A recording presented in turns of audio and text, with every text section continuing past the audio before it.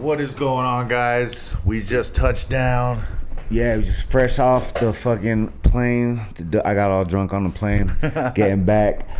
Culture Crooks podcast back in the house. Fresh off motherfucking Saudi Arabia. Kingdom experience. Yeah. Currently, the biggest fucking scandal in MMA going on this week. The biggest cheater I've ever seen in MMA. You know, say what you want to say. But I just fought, just did my thing out there.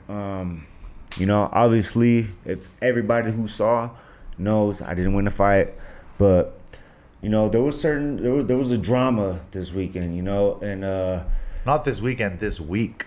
This whole week was a motherfucking drama, you know. So we gonna get right into that, you know what I mean? So everybody needs to know, because of course, if you just watched the fight, you saw. If you didn't know, Daniel right here is a welterweight. He's fought all of his professional fights at welterweight except for one. He fought at lightweight. Believe it or not, that guy somehow made 155 pounds. Once. But this was also his first fight at 185 pounds. The fight was at the middleweight division. And D-Rrod, let the people know, how much did you weigh when you arrived in Saudi Arabia? So when I got to Saudi Arabia in the hotel, they obviously, when you check in the hotel, they gotta weigh you. You know, so my check-in weight Monday was 179 pounds. 179 pounds. And how uncomfortable were you to get to the point to 179 pounds? I fucking starved myself on the airplane. Didn't eat nothing. Nothing. And it was like a, what was it, like a, how long was that trip, bro? 17 hours in the air. 17 hours, bro, with the little mini layover. And, you know, I did my part of the job, but... No, but we need to go into more details. Look, to get to 100, what do you walk around at usually when you're training, feeling your greatest, going in and out, training 2-3 times a day? How much you weigh? About 190 to 195. 190 to 195, right? So listen to that, guys. He feels his best at 190 to 195. He was at 179 in Saudi Arabia. And to get to 179, not only did D-Rrod have to struggle and work hard, he also had to cut his diet. He had to eat things he didn't have to want to eat. It took a long time, trust me. It took me a long time to get down to 179. I cut this out. He was so disciplined for this fight camp, guys. Like, I've been in, like, I don't know, maybe six camps now with D-Rrod, and sometimes it's hard to get him to you know, stay on the path. But this camp in particular was, man, he was on it. All right, I'll give it to you guys straight up. Big name, Kelvin Gastelum, obviously. Fought for a title and gave Izzy one of his best fights, you know. So I knew I had to step my game up, bro. And I knew this was, you know, this was gonna be tough. You know, I didn't realize how tough it was gonna be. You know, this shit's real in the field, dog. You know, but we were saying, you know, I did my part. I'm not a middleweight, dog. You know, I fought at 170 pounds my whole career, and you know, I have no business at 185. You know, I remember when I fought in Combate Americas, there was a technical difficulties. Yeah. 165 pound division, and I fought 2 times right there, and I felt like that'd be like an ideal weight for me. So yeah, so let's let people know what happened. So we get to Saudi Arabia. So bro, we get there, do all the media, stay on my diet. I had jet lag, fucking, you know, it was like on my weight cut shit. You know, fortunately the UFC does provide us with the right shit to eat. You know, and this time around, I try to do it like you did it, dog. You know, like, clean and fucking, and honestly, this was one of my best weight cuts and one of my most disciplined fight camps, you know. And yeah, so show up, do my job, do all the media shit, and it's the night I'm supposed is the day of the weight cut. What was it? Thursday? So yeah, it was the day of our final weight cut where we were bro, basically. So it's that day. And I get the fucking phone call at 11 a.m. and it's the UFC matchmaker, Sean Shelby, right? And he's like, yo. And I got the call, and right away I'm like, oh, fuck, bro, you know? And he's like, cause you know, we had a plan, bro. We planned on him missing weight. Like we wanted that. We truly wanted him to miss weight or to like struggle to make weight, because I pounds. knew for a fact he would struggle making 170 pounds, and it would affect his performance. Because to get that low in weight, 100%. To get that low in weight, we'll get into that. But I'm gonna tell you the story about everything that went down. So I get the call, and this fool's like, "Yo, Kelvin can't make 100s. He's not gonna be able to make weight." And I'm like, "Fuck," you know. And he's like, like they're asking, like he's. I'm like, "Whoa, what the fuck?" You know, like. Yeah. Like, all right, so where we at? You know, like, can we do like he's like, he wants to do a catch weight or possibly a fucking middleweight, you know, 185. And I'm like, what? Like, I told him straight up, first thing I was like, but I weigh 179 right now. You know, I'm like, I'm ready. This is weight cut day. Yes, you know, I'm ready to get to 171. Yeah, I'm ready. Not even that, 72. I'm ready to have a smooth, clean fucking like 7 pounds, and then I'll float the rest. Hopefully take a shit in the morning and a good piss, and bam, I'm right there. You know what I mean? Yeah. So I'm like, damn, you know, like fuck.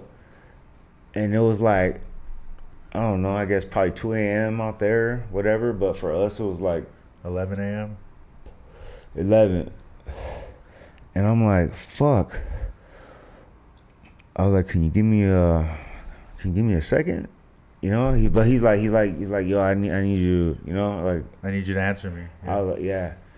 That's exactly what he said. He's like, all right, but call me back though. You know, I was like, I gotta talk to my management. I gotta talk to my team. I was like, well, can I talk to the team? Cause I'm like, fuck.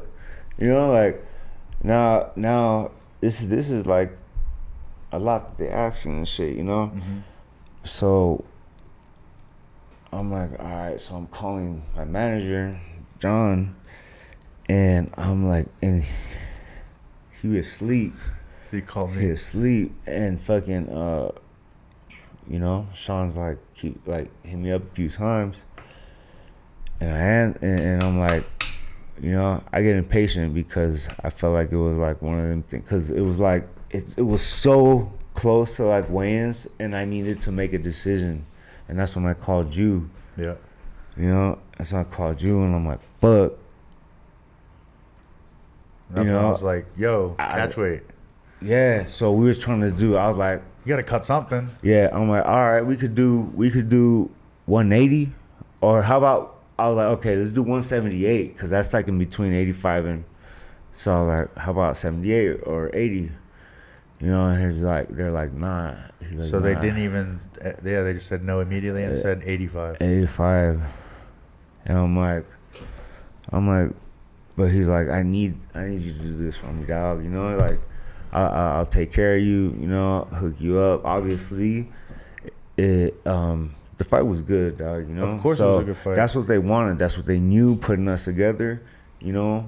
Unfortunately, that fool didn't, like, stick to the plan and shit, you know, and fucked up my plan, because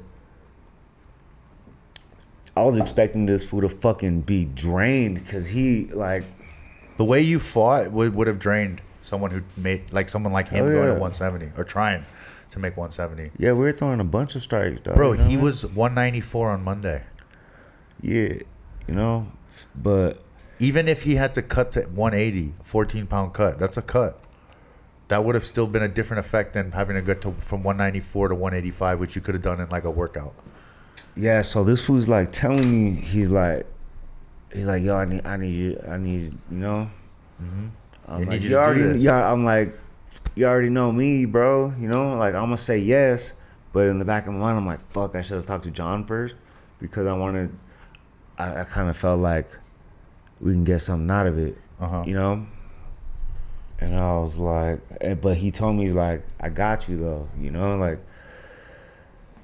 So I'm like, you know, I'm gonna fucking say, yeah, you know. Yeah. I'm like, you know, like, I was like, all right, fool, like, fuck it, you know, because he kind of made me feel like I had made a decision right there, right there. Yeah, for sure. And For sure. He has a tendency to. and it was like one of those things, like, I got a little flashback of like this whole fucking fight camp, dog. You know, like, and I'm like, fuck it, bro. It's just a little weight thing. You know, I felt confident. I've been there, bro. I felt confident in the work and the team and all that shit, dog. And I'm like, fuck it, homie. It's like, fuck it. Like, it doesn't matter, dog. You know, because a fight's a fight, fool. Like, sometimes, like, it's like, I don't know, dog. To me, I'll never say no to a fight, dog. And I'll never back down from a fight, dog. So maybe it was a strategy on their end because they knew I wasn't going to say no. I never say no. I'm always... They know that I'm not gonna say no, you know. But so I said yeah already, and fucking after I was like, damn, I should have like negotiated a little bit more. You know what I mean? So that's why I had John hit him up, and then. After that, you know, because it was just a verbal agreement at that point, you know, but in the back of my mind, I was like, damn, we have an opportunity here, dog, you know, to get possibly, I'm like, all right, I'm on, I had 2 fights left. So this was like important, you know what I mean? So it wasn't my last fight, but it was like not looking good, you know? And, you know, coming off 2 losses and the fucking 2 losses and the fucking suspension bullshit, you know what I mean? For sure. Put me in a tough spot, dog. Plus I hadn't fought in a year. And I was like, shit, I can't say no, nigga, you know? Yeah. Like, I can't say no, fool. Like, how you gonna put me in that position? I did all this work, trained the fucking best I ever fucking trained in my life with the best fucking team I could possibly fucking find. And I'm just like, fuck it, fool. Like, I'm trained, fool. I'll fight like whoever the fuck. I got a chance, dog. You know, like he took like it ended up being a good ass fight, fool. Like we ended up, you know, scrapping. It was a good scrap. That's what I expected. You know, you fought against a guy much bigger than you.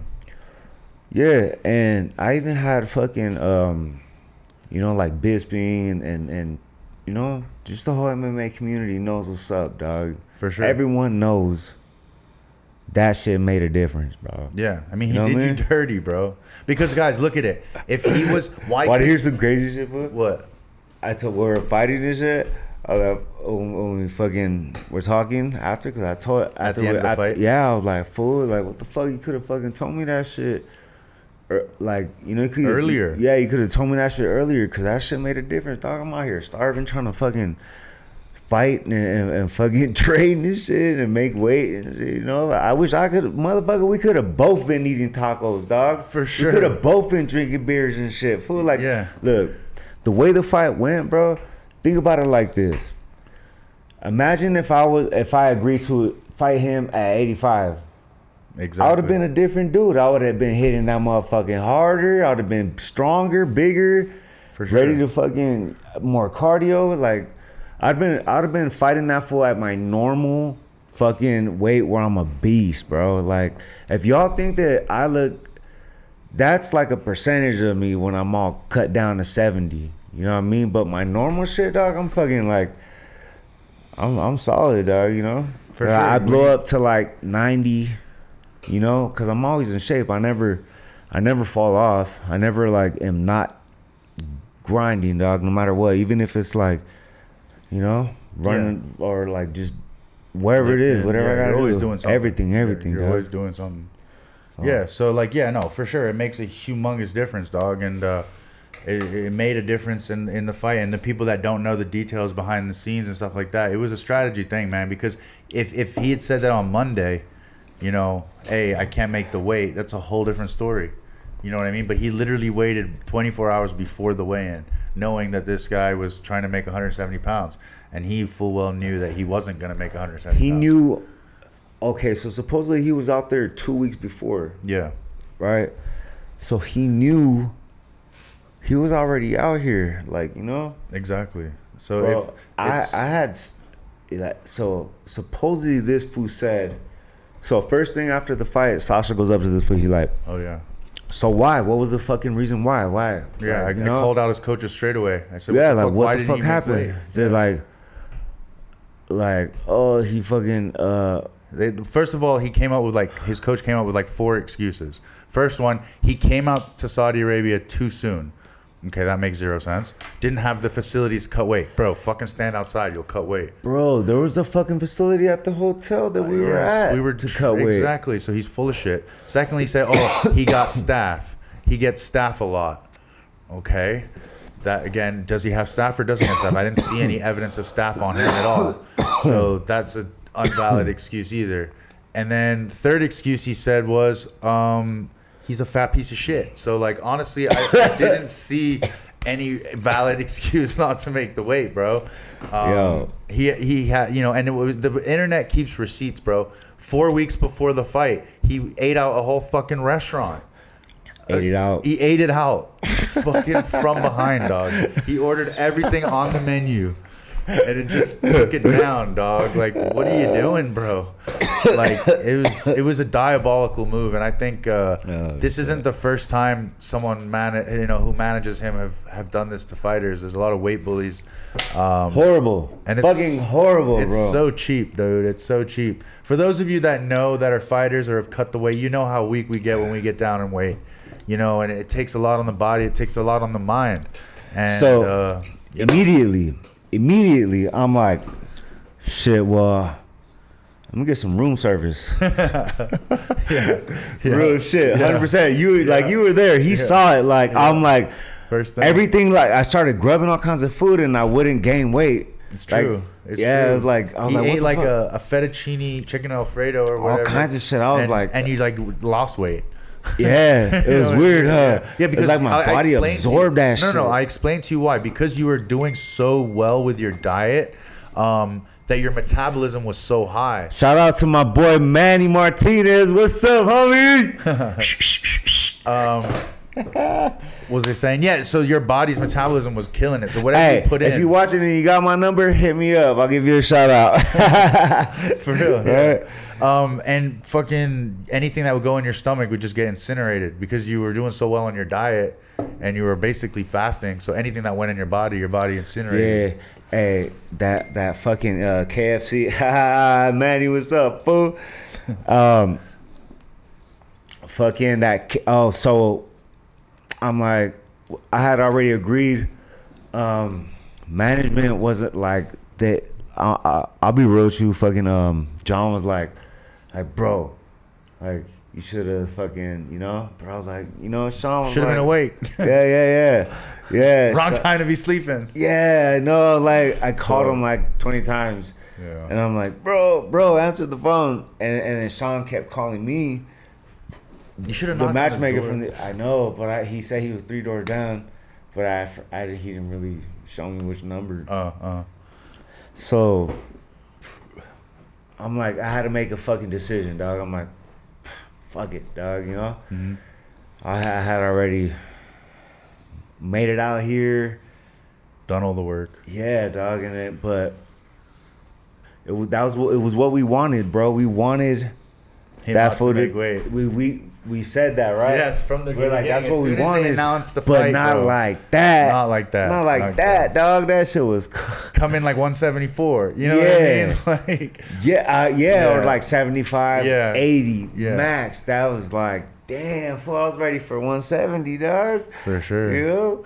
But I had my body ready for that. But also on the flip side, how much did you get from Kelvin Gastelum for his mistakes? So 30% of whatever he makes, you know, he had mentioned, he's like, makes roughly, it'd be roughly around like 60, 70 G's, you know, 70 G's, you know. So I'll be taking a little extra bonus from him. Yeah, for being a fat fuck. Yeah, it's the least he can do.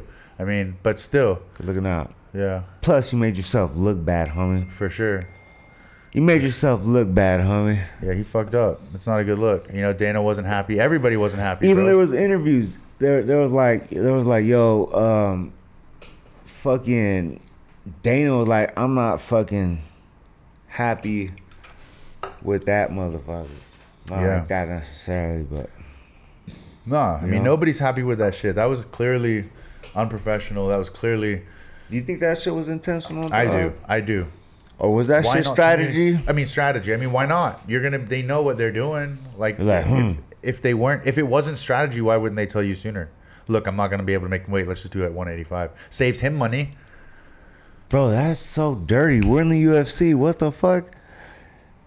Yeah. Like, that was the ultimate, like. He literally said, like, I need to win so bad that I'm going to throw away 60, 70 G's to make sure I can have an advantage to potentially win this fight. That's how worried he was to have to fight you at 170 pounds. That's wild. Yeah. And look how it went during, like, the Bro, who ended up in hospital? Oh, yeah, he went to the hospital, a little pussy-ass bitch. He said you hit like a fucking truck. He built like a truck. That motherfucker... Nah, I'm not gonna lie, that fool hit hard, you know. I'll give it to him. That shit was a good ass fight, you know. Much respect though. I liked him, you know. But that's the whole drama of this whole situation, dog. I had respect for this fool as a fighter, real shit, dog. And I'm gonna keep it gangster with you. I was like, he pushed me like to try to be at my best, dog. You know what I mean? And yeah, dog. I just had to fucking box this fool because I was like. Trying to avoid his shit, dog, and he kept catching kicks. He kept catching my kicks. I was early, like, nah. yeah. I'm not trying to. So you went off it, of that. But I felt like I was doing good with my boxing, but he was just pressing me. Thought like pressing me the whole time. Teeps and head kicks would have worked against him. Yeah, that was what we were hoping for. But you boxed well. You boxed real well. You moved well. Yeah. I could have did more, dog. You know, but fuck it, whatever. On to the next. So. Yeah, I was like, fuck it, I'll take this fight, whatever, dog. And then fucking John came back and talked. Yeah, our management turns out, you know, so John was a little upset with me that I had said, yeah, I'll do it, you know, because you had leverage. Yeah. And so anyways, they had came back with like a new deal for me. Like, you know, which is what we were hoping for. That's why, like, because it was a verbal agreement. Yeah, I'll do it, you know, but nothing had been signed yet, you know. So I was like, well, I'm going to let management do their thing, you know, and they came back with me with a super good deal that I felt like I couldn't refuse for sure, you know, and it was like, hell yeah, let's do this. I'll go out there and I'll fight this fool. Yeah. I'm not gonna lie. This is Kelvin Gastelum we're talking about, people. He fought for the 185-pound title and challenged Adesanya to the 5th round, like arguably. Yeah, his toughest fight. No fucking scrub slouch, bro. Hell I mean, no. he's an undisciplined motherfucker, but you know, he puts on shows. He can fight and shit, you know, for being a little. He won the Ultimate Fighter. Fucking built body, like he just SpongeBob-looking he's weird, motherfucker. dog, but he's just fucking. He's quick. I'm not gonna lie, he fucking got some power on him and shit. But I'm not a middleweight, homie. You know what I mean? Like, I fought a middleweight. Exactly. That's a 15-pound difference, ladies and gentlemen. That's massive. This isn't boxing where it's like 2 or 3 pounds. He had to cut to get to 85. Yeah. Bro. He had to lose weight to get to 85. D-Rrod had to eat just to make 84. Bro. Yeah, dude. So I'm at the buffet. All right, so as soon as like that deal happens, you know, and as soon as my management fucking does their thing, and then they're like, yo, we're gonna hook you up with some more money and a new deal, bro. You know, so I'm like, hell yeah. Yeah. By the way, shout out Vayner Sports. That's my manager. Shout out to them. They're amazing. And yeah, they made me an offer I couldn't refuse, dog. You know what I mean? So that's look, this is not the first time that I fucking have made, you know, moves like this for the UFC. Like the Dwight Grant fucking fight. I was supposed to fight Takashi Sato, and he was supposed to fight, I don't know who it was, but so my fight fell out because he had like a staph infection. The other dude's fight had a staph, like, or some shit. He didn't, like, he couldn't make weight or some shit or something. I don't know what it was. I don't remember. But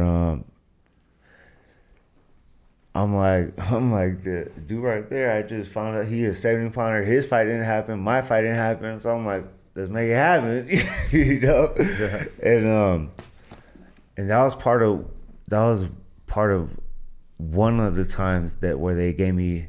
I got put in one of these situations where I get a new contract for stepping up, like on 24 hours. I'm like, you know, like, so that was one of the they got me re-signed. So I think I've been like signed. This is like my 5th time. This is my 5th contract with the UFC, you know? Hell yeah. And keep re-signing me and shit. Or, you know, that's wild. Hell yeah. I got a few fights. I got some fights in the UFC. I'm a UFC vet, man. Look. Yeah. Hell yeah. I look good in there. I'm not gonna lie. I look good in there. I can hang with the best foods in the world, bro. Hell yeah. You know, that's how I feel. Kelvin Gastelum is good, dog. Yeah. You know, I'll give it to him. But he's a little tank, and he had a little guy's tank on him more than I did and shit, you know? And I was trying to fucking crack that food, dog. But you know, like how Bisping was saying, bro, like he's eating steaks and mashed potatoes and you're eating shredded lettuce and cabbage, and you know your recovery is just obviously going to be different. You know? I'm on low calories and shit for like weeks. Exactly. You know, even like your last sparring session, you were so depleted. You know what I mean? 5-minute round. No, you did four 5-minute rounds against all absolute killers on a fueled gas tank against someone who's cutting weight. It's just dog. Imagine if I was just like on my normal walk around weight and just like showing up and fucking just fighting, dog. You know, like no cutting weight, no diet, like still drink beer, fucking being smoke weed. I'll have a little fucking beer belly fucking too, homie. What's up? It could have been Battle of the Dad Bods. Let's go. What the fuck? Battle of the Dad Bods. Homie, like what the fuck? Motherfucker, I like tacos too. We could have had a fucking taco challenge and shit. Got Taco God involved? Like, fuck your tacos, homie. These are the real ones from fucking East LA, homie. What's up? You know? For sure, dog. That's funny. Punk ass bitch. But yeah, no, that was definitely, in my opinion, some purposeful shit. It could have been handled way differently. He's a hoe. Yeah, and he's gonna get the effects of the internet from that for sure, and hopefully from the UFC too. They've been getting them. Oh, online, yeah. Yeah. I mean, some of the stuff that's come out made me laugh. We going off on this food. Fuck that food. Fuck him, dog. Fuck that food. That's bitch dirty. ass motherfucker. It's dirty, man. Dirty tactics. Oh my mama. But how was your view going to the kingdom, Saudi Arabia? What'd you think? Yeah. Yo, Saudi Arabia was dope, dog. Saudi Arabia was cool. Not gonna lie, 100%. Saudi Arabian chicks are hot, bro. Yeah? You like the knee jobs, the burkas? Yeah, they're kind of hot. But all that, like, they had like cute faces, but that's all you saw. Yeah. sometimes that's all you saw. So you're like this. You're like, ooh. Ooh. Did you see yourself living in Saudi Arabia? Nah. Yeah. It's too hot. Nah. It's too they hot. Ain't got no alcohol. Yeah. What the fuck? No alcohol. No alcohol. So D-Rrod was not happy about that. We had the 0% alcohol drinks. I brought more beer on this thing. But yeah, no. Look, Saudi I just was fought cool. last night, dog. I felt great. That's crazy. We're already back in Vegas. Yeah. We are here so fast. We actually went back in time. We did. Yeah. We're time travelers, bro. But how cool was it to drink all that fucking free alcohol on the plane? You thought you had to pay for it. You're like, how much is for this wine? Bro, that was like an 9 hour. Fuck. No, we just went like that was 10 plus 6, like 16 hours. Plus like the delay flight. So it was like 18-hour journey. Yeah. But we made it, bro. We went from the Middle East to London to Las Vegas. I belong in the UFC, dog. Bro, how many fights you have now? 12, 11? What is going on, guys? We got the deal of the century for you guys with Aerial Reality. In the beautiful Dominican Republic, we have the beautiful Villa Bonita. It says it in the words itself. Absolutely beautiful villa in Punta Cana, Dominican Republic, right on a resort golf course, right by the beach, on the water, the ultimate holiday destination. You can take a look at these pictures, these images. Don't you imagine seeing yourself and the homies, the family, the friends, everybody having a good time in the Dominican Republic, one of the cheapest places American tourists can go. Your money lasts you a long time, and plus, you're going to be living and dining and playing a lot of good golf and getting some sunshine. So here's the deal we offer for you guys. If you mention the Culture Crooks podcast in relation to booking a trip at Villa Bonita in Punta Cana, Dominican Republic, if you book 4 nights, you will get 1 night for free. And if you book 8 nights, you will get 2 nights for free. So that's right. If you use Culture Crooks podcast when making your booking, whether you need to contact them, you can use me or you can contact them directly. Let them know you are using the Culture Crooks podcast discount code, and you can get 1 free night if you book 4, and you can get 2 free nights if you book 8. So I don't know. That's a no-brainer. That sounds like an amazing deal. Definitely somewhere that we're trying to get out maybe after this Saudi Arabia trip. So yeah, take a look. If you have any questions, feel free to reach out to me directly on social media. And yeah, it looks like an amazing experience. So jump at the chance. And yeah, thank you guys for tuning in. And if you have any questions, holler at your boy. But yeah, we explored some places. We went to the Kingdom Center, super bougie ass mall. Went to like the 99th floor, Sky Bridge. It was cool, you know, and then we ate some good food. Definitely got to eat some good food, smoke some shisha. It was cool. That shit was whack, homie. What? They didn't have no beer, no alcohol. That's the only thing they were missing. No weed. Yeah, if they got some weed.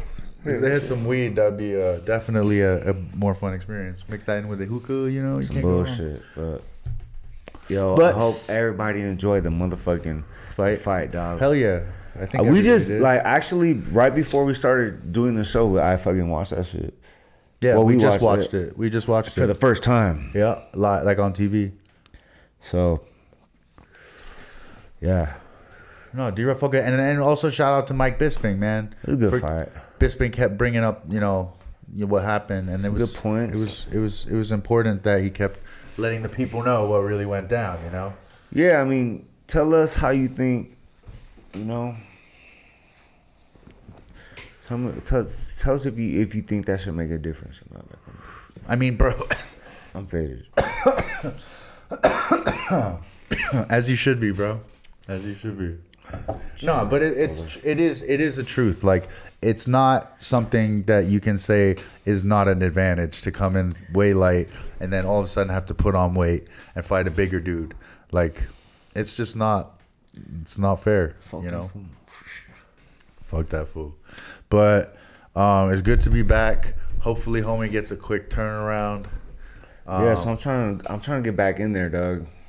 100%. But you're healthy. Hope y'all enjoyed the motherfucking show. We just want to chime in real quick, let you guys update everybody, and then so I ended up getting 6 more motherfucking fights. Well, now it's 5 more. Yeah, to go out there and do my thing and shit, So I hope y'all like fucking. For sure.